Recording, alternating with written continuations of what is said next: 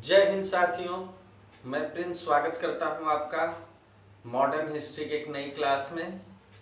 दोस्तों, modern history में आज एक नया टॉपिक होगा कैबिनेट मिशन। कैबिनेट मिशन के बारे में हम लोग पढ़ेंगे। महत्वपूर्ण मिशन था और इससे संबंधित तथ्यों को देखेंगे जो आपके लिए परीक्षा में महत्वपूर्ण हो सकते हैं। तो दोस्तों, उम्मीद है जो है कि आपको पिछले वीडियोस में जो चीज़ें हैं वो समझ में आ रही होंगी। अगर कोई समस्या है तो कमेंट जरूर करें।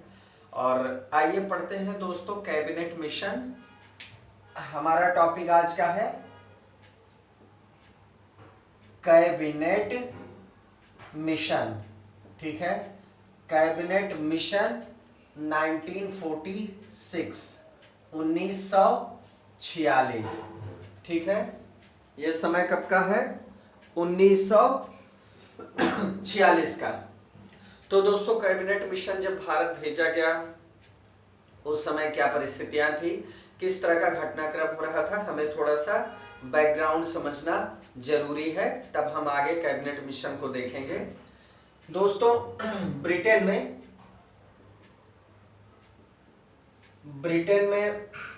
26 जुलाई 1945 को 26 जुलाई 1945 को क्या होता है? क्लीमेंट एटली के नेतृत्व में, क्लीमेंट एटली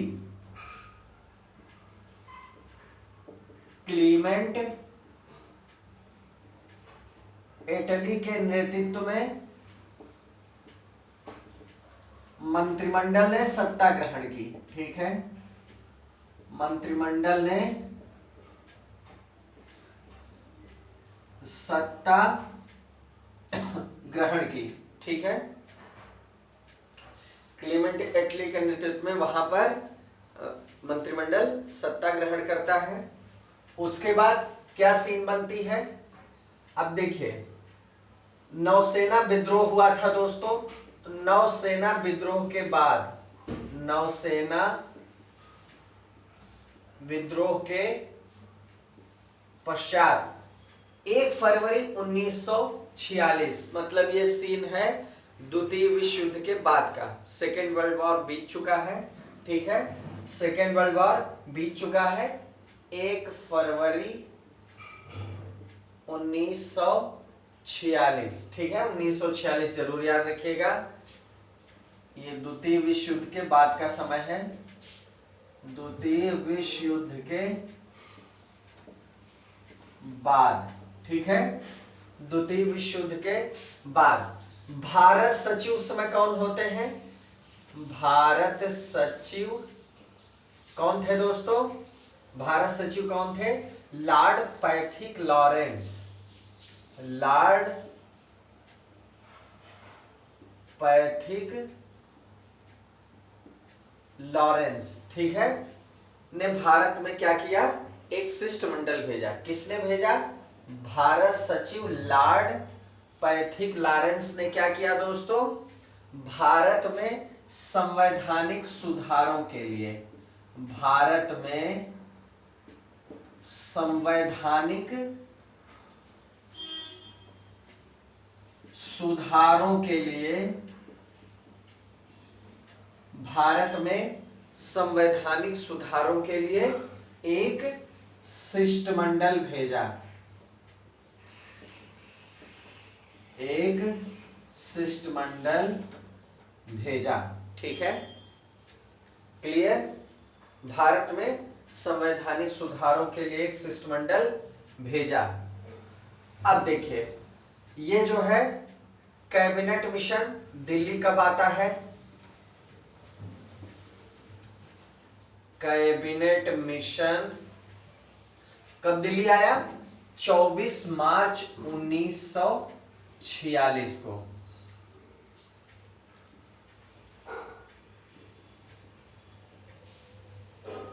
दिल्ली आया। क्लियर? कैबिनेट मिशन 24 मार्च 1946 को दिल्ली आया, ठीक है। चलिए, अब इसके अध्यक्ष कौन थे हम देखते हैं। दिल्ली आ चुका है दोस्तों, महत्वपूर्ण है आने की तिथि 24 मार्च 1946। ठीक है, अब इसके अध्यक्ष कौन थे? कैबिनेट मिशन के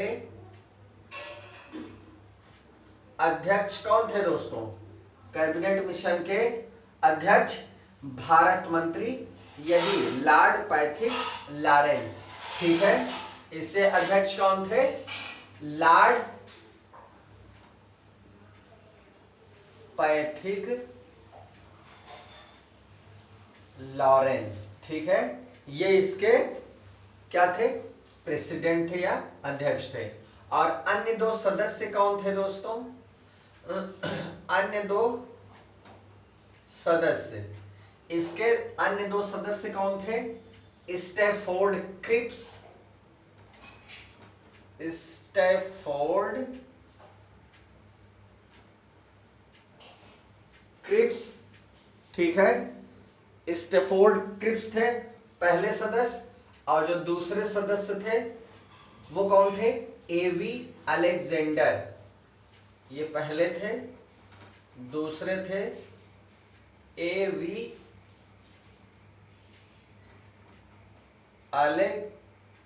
अलेक्जेंडर। ठीक है, अलेक्जेंडर। स्टैफोर्ड क्रिप्स क्या थे दोस्तों? स्टैफोर्ड क्रिप्स जो है अध्यक्ष थे, ये जो है क्या, किस चीज के? बोर्ड ऑफ ट्रेड के अध्यक्ष थे। ये किसके? बोर्ड ऑफ ट्रेड के अध्यक्ष थे। ठीक है, और एवी अलेक्जेंडर, ठीक है, ये क्या थे? नौसेना मंत्री थे, नेवी के ये मंत्री थे, नौसेना मंत्री। ठीक है, क्लियर हुआ? इस कैबिनेट मिशन का संगठन कैसा था?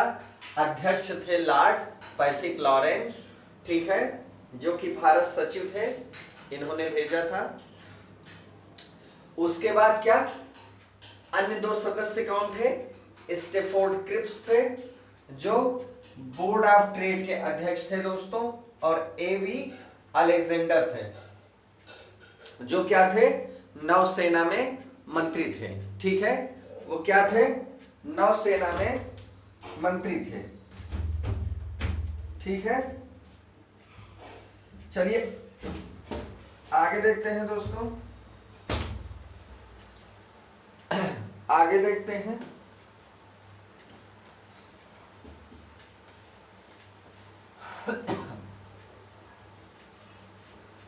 आइए देखते हैं कि जो है इसने जो है क्या सुझाया और क्या इसके डेवलपमेंट्स रहे। ठीक है,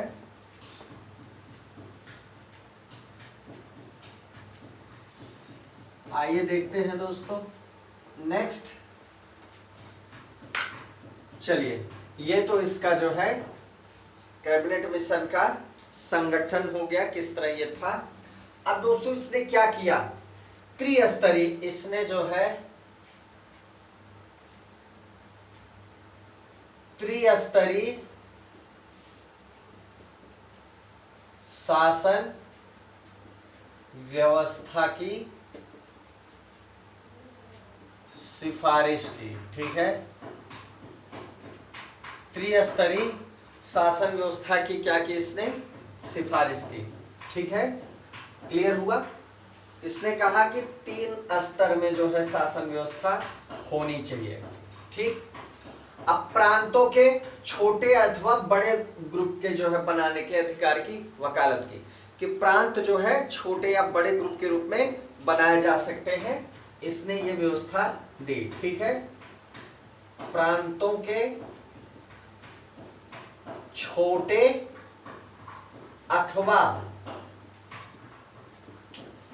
अथवा बड़े गुट बनाने के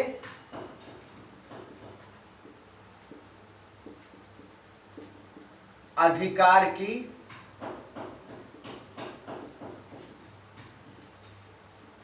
वकालत की।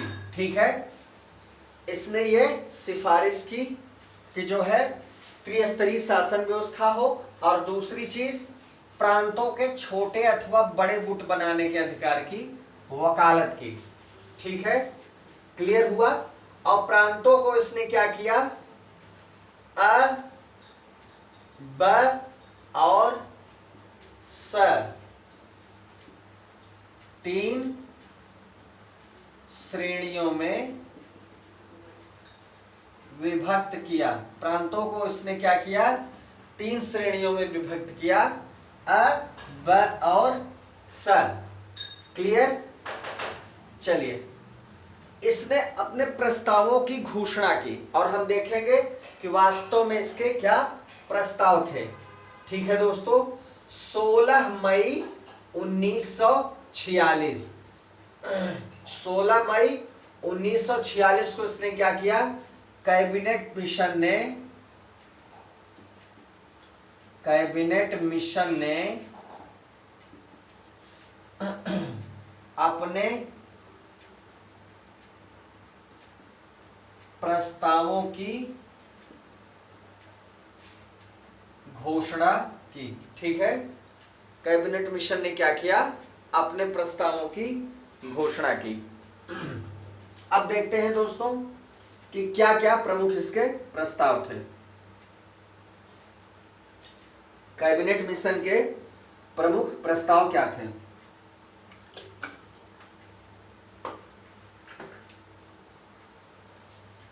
आइए देखें।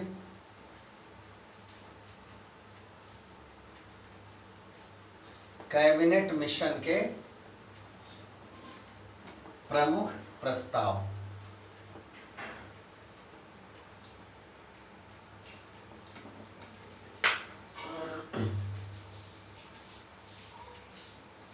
कैबिनेट मिशन के प्रमुख प्रस्ताव, क्या क्या प्रस्ताव रखे इसने दोस्तों। पहला प्रस्ताव, भारत की एकता बनाई रखी जाए। भारत की एकता बनाई रखी जाए। कैबिनेट मिशन का पहला जो प्रस्ताव था दोस्तों वो क्या था कि भारत की एकता बनाई रखी जाए। ठीक है, क्लियर। दूसरी बात, मुस्लिम लीग की पाकिस्तान की मांग ठुकरा दी गई। मुस्लिम लीग की पाकिस्तान की मांग ठुकरा दी गई। ठीक है, जो पाकिस्तान की मांग जो है पे मुस्लिम लीग अड़ा था, इस मांग को कैबिनेट मिशन ने खारिज कर दिया। ठीक है, चलिए तीसरी बात क्या हुई। कैबिनेट मिशन ने तीसरा क्या प्रस्ताव रखा दोस्तों। तीसरा प्रस्ताव इसने रखा कि भारत जो है वो एक संघ होगा। क्या होगा, भारत एक संघ होगा जिसमें ब्रिटिश प्रांत तथा देशी रियासतें शामिल होंगी। जिसमें ब्रिटिश प्रांत मतलब जो ब्रिटिश के जो है कब्जे में था वो, और जो भी रियासतें हम लोगों ने देखी थी देशी रियासतें, वो शामिल होंगी।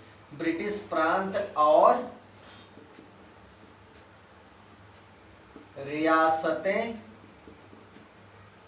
क्या होंगी, शामिल होंगी। ठीक है, ब्रिटिश प्रांत और रियासतें शामिल होंगी। यह हो गई तीसरी बात। ठीक है, चौथी बात क्या थी कैबिनेट मिशन के प्रस्ताव की। चौथी बात क्या थी दोस्तों, संविधान निर्मात्री संस्था, संविधान निर्मात्री संस्था, संविधान निर्मात्री संस्था या संविधान सभा या संविधान सभा का गठन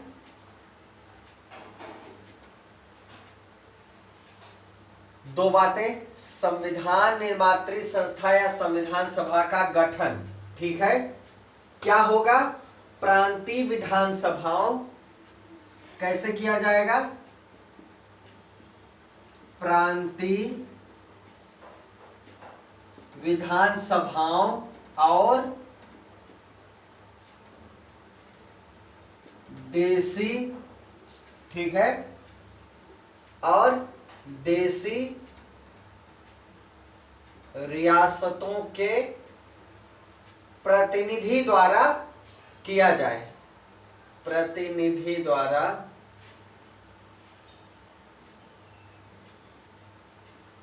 किया जाए। मतलब इसका कि एक संविधान निर्मात्री संस्था का निर्माण किया जाए या संविधान सभा का गठन किया जाए, जो कैसे बनेगी, ये संविधान सभा कैसे बनेगी दोस्तों, वो जो है प्रांतीय विधानसभाओं और देशी रियासतों के प्रतिनिधि द्वारा बनेगी, ठीक है। मतलब प्रांतीय विधानसभा के लोग उसमें शामिल होंगे और कौन लोग शामिल होंगे, रियासतों के प्रतिनिधि, ठीक है, देशी रियासतों के प्रतिनिधि। क्लियर हुआ। इसका गठन कौन करेगा, प्रांतीय विधानसभाएं करेंगी और देशी रियासतों के प्रतिनिधि करेंगे, ठीक। चलिए, ये हो गया कैबिनेट मिशन का प्रस्ताव, ठीक है। ये हो गया दोस्तों कैबिनेट मिशन का प्रस्ताव। आइए आगे देखते हैं।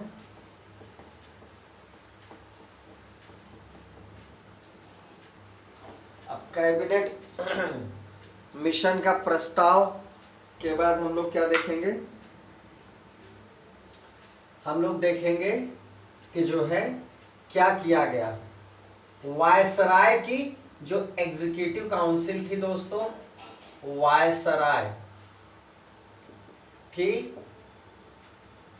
एग्जीक्यूटिव काउंसिल का पुनर्गठन किया गया। एक कार्यकारी परिषद हुआ करती थी वायसराय की, ठीक है, इसका क्या किया गया, पुनर्गठन किया गया, ठीक है। और अंतरिम सरकार के गठन का सुझाव दिया गया। किसका सुझाव दिया गया, कि अंतरिम सरकार का गठन किया जाए, अंतरिम सरकार के गठन का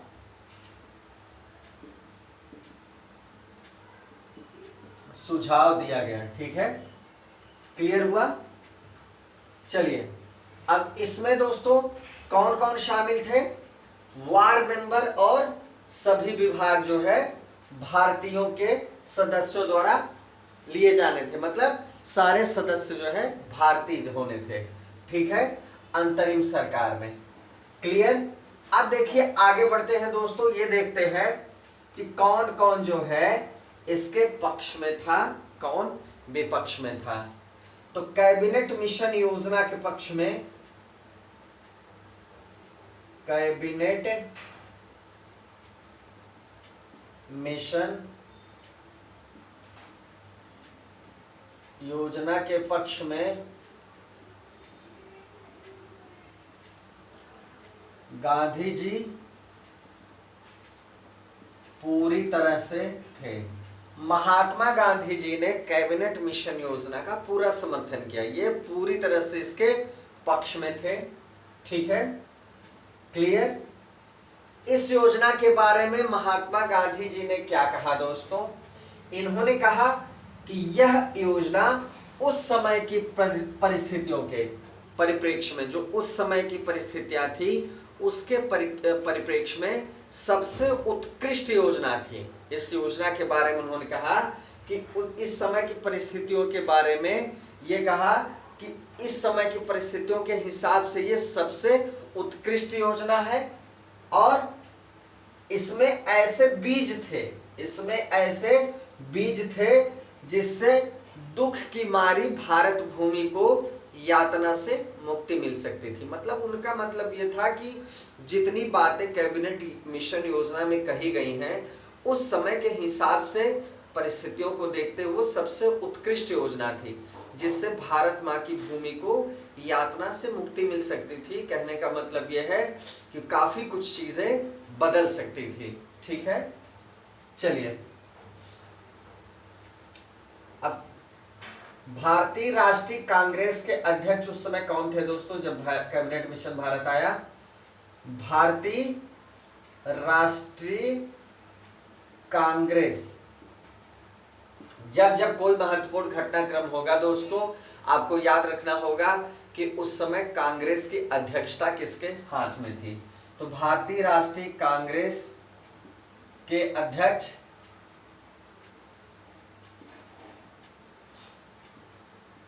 उस समय जबकि कैबिनेट मिशन भारत आया, ठीक है, कैबिनेट मिशन भारत आया, ठीक है, अबुल कलाम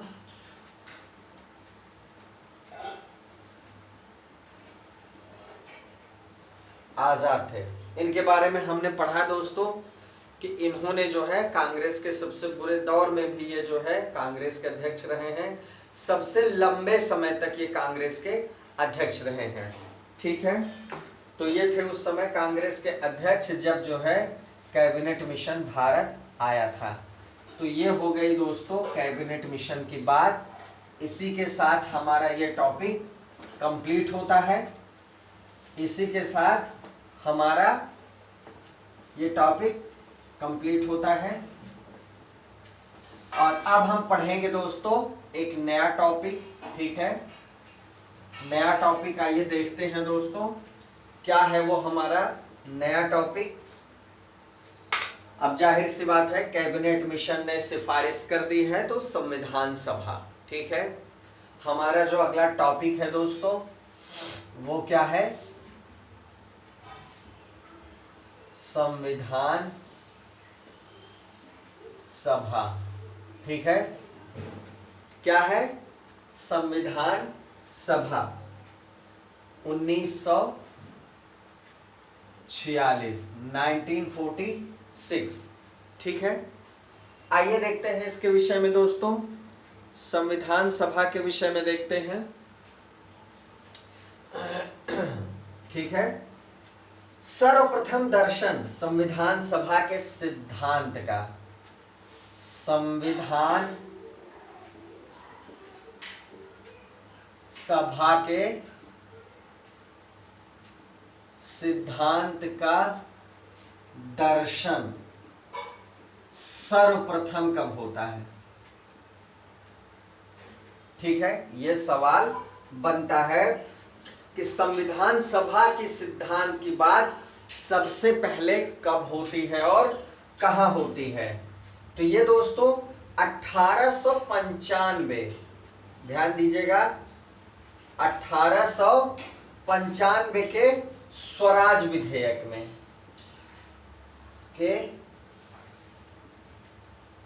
स्वराज विधेयक में, किसमें?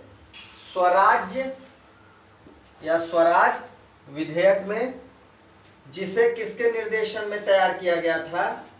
जिसे बाल गंगाधर तिलक के निर्देशन में तैयार किया गया था।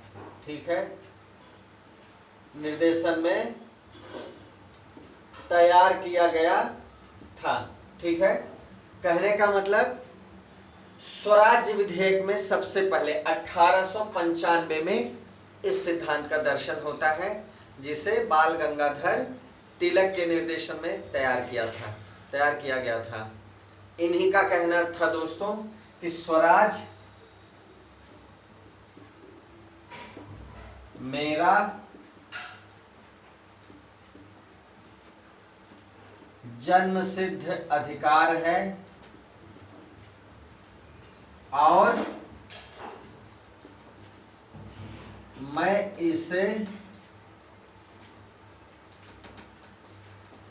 लेकर ही रहूंगा। ठीक है, इन्होंने कहा था कि स्वराज मेरा जन्मसिद्ध अधिकार है और मैं इसे लेकर ही रहूंगा। क्लियर हुआ? चलिए 20वीं सदी में दोस्तों, ये तो हो गए 19वीं सदी। अब 20वीं सदी में, ठीक है, 20वीं सदी में इस विचार की ओर, इस विचार की ओर सर्वप्रथम संकेत, तो सर्वप्रथम जो संकेत है वो किसने किया?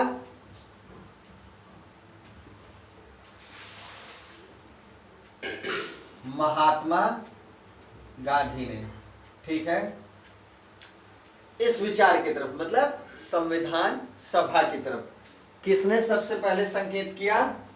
सबसे पहले किसने संकेत किया दोस्तों? महात्मा गांधी ने। कैसे और कब? आइए देखते हैं आगे।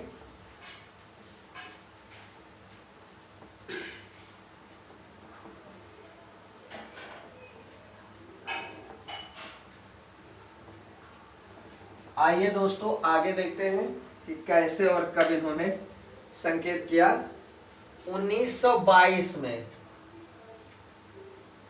1922 में अपने विचार व्यक्त करते हुए महात्मा गांधी जी ने क्या कहा, मतलब संविधान सभा के बारे में इन्होंने क्या विचार दिए।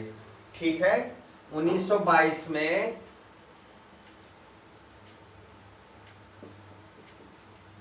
अपने विचार व्यक्त करते हुए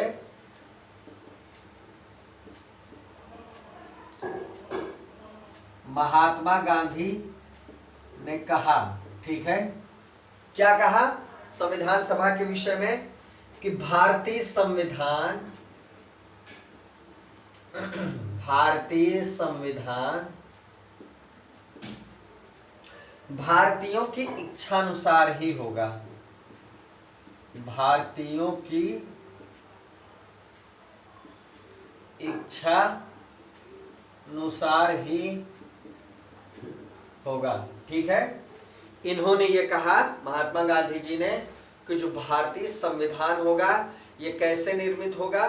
भारतीयों की इच्छा के अनुसार। ठीक है, इसका मतलब हुआ कि संवैधानिक सभा का निर्माण होगा जो भारतीयों से मिलके ही बनेगी, न कि ये संविधान किसी विदेशी शक्ति द्वारा थोपा जाएगा या इसका कोई प्रारूप जो है ब्रिटिश जो है तैयार करेंगे या ब्रिटेन तैयार करेगा। इनका ये कहने का मतलब था। ठीक है दोस्तों, चलिए 1924 में क्या होता है, ये तिथि आपको याद करनी है, ये आपको सन याद करना है। 1924 में क्या होता है दोस्तों? 1924 में मोतीलाल नेहरू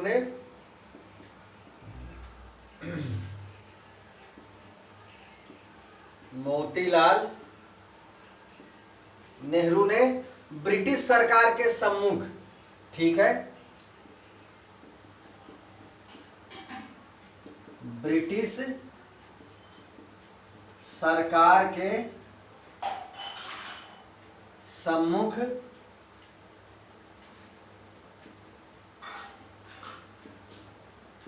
संविधान सभा के निर्माण की मांग को रखा। 1924 में क्या होता है? मोतीलाल नेहरू जी ने क्या किया दोस्तों? इन्होंने ब्रिटिश सरकार के खिलाफ संविधान सभा के निर्माण की मांग को रखा, उनके सामने रखा। ठीक है, अब देखिए औपचारिक रूप से अगर बात कही जाए, अगर दोस्तों औपचारिक रूप से बात कही जाए तो औपचारिक रूप से संविधान सभा के विचार का प्रतिपादन संविधान सभा के विचार का प्रतिपादन, ठीक है, एम एन राय ने किया। किसने किया? एम एन राय ने किया। अगर कहा जाए वास्तव में तो औपचारिक रूप से ये जो संविधान सभा का विचार है इसका प्रतिपादन किसने किया? एम एन राय ने किया। ठीक है, किसने किया दोस्तों? एम एन राय ने। और इस विचार को मूर्त रूप देने का काम, और इस विचार को मूर्त रूप देने का कार्य जवाहरलाल नेहरू ने किया। ठीक है, इस विचार को मूर्त रूप देने का काम किसने किया? पंडित जवाहरलाल नेहरू ने। क्लियर? ठीक है, मतलब औपचारिक रूप से विचार का प्रतिपादन एम एन राय ने किया और मूर्त रूप देने का काम किसने किया? संविधान सभा के विचार को मूर्त रूप देने का काम किसने किया? पंडित जवाहरलाल नेहरू ने। क्लियर? पंडित जवाहरलाल नेहरू ने। आइए आगे देखिए।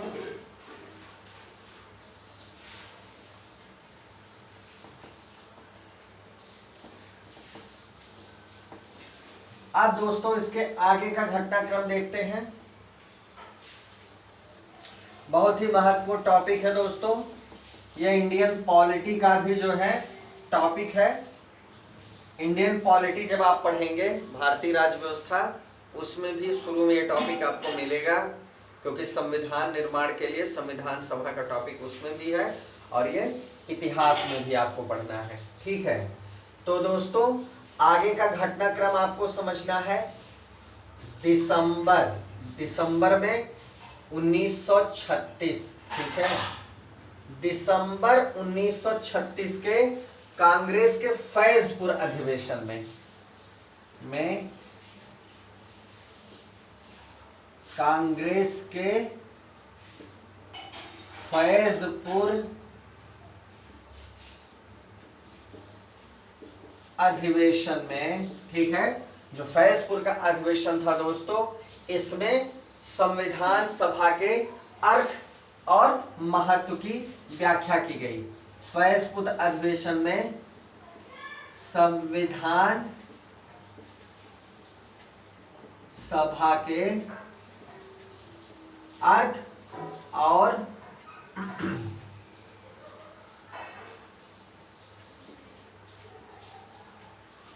महत्व की व्याख्या की गई। ठीक है, क्लियर हुआ? कौन सा अधिवेशन याद रखिएगा? दिसंबर 1936 में कांग्रेस का फैजपुर अधिवेशन। ठीक है, यहीं पर संविधान सभा के अर्थ की और उसके महत्व की व्याख्या की जाती है। ठीक है, अब दोस्तों कैबिनेट मिशन प्लान के अंतर्गत, कैबिनेट मिशन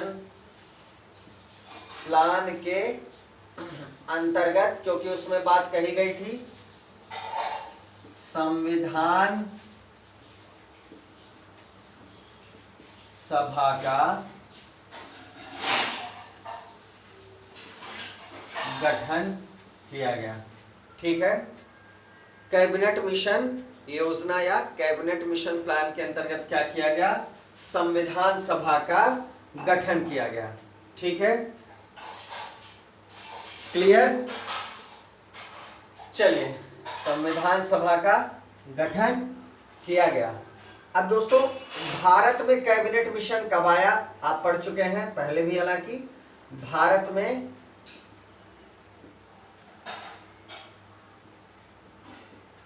कैबिनेट मिशन 24 मार्च 1946 को नई दिल्ली आया। ठीक है, 24 मार्च 1946 को क्या आया? नई दिल्ली आया। अब इसके बाद इसी प्लान के हिसाब से संविधान सभा का गठन किया गया और हमने देखा जो है कि इसके जो प्रस्ताव थे वो भी हमने देखे थे। तो अब संविधान सभा को लेके इसके जो विचार थे और जो बातें इसने कही थी और इसके आगे के जो घटनाक्रम है ये दोस्तों हम अगले वीडियो में कंप्लीट करेंगे। ठीक है, आज के लिए दोस्तों इतना ही। आज हमने कैबिनेट मिशन को पढ़ा और संविधान सभा के निर्माण की बात देखी कि किस तरह संविधान सभा के गठन की तरफ हम लोग बढ़ रहे हैं। महात्मा गांधी जी के क्या विचार थे, एम.एन. राय का क्या योगदान था, पंडित जवाहरलाल नेहरू का क्या योगदान था, कांग्रेस के किस अधिवेशन में इसके अर्थ और महत्व की व्याख्या की गई पहली बार, ये सारी चीजें हमने आज की क्लास में समझी दोस्तों। तो आज की क्लास में इतना ही। अगली क्लास में मिलेंगे दोस्तों, इसके आगे की घटनाक्रम को डिटेल में हम डिस्कस भी करेंगे और कंप्लीट करेंगे संविधान सभा के इस टॉपिक को। तो चलते हैं दोस्तों, मिलते हैं अगले वीडियो में। तब तक के लिए जय हिंद, जय भारत।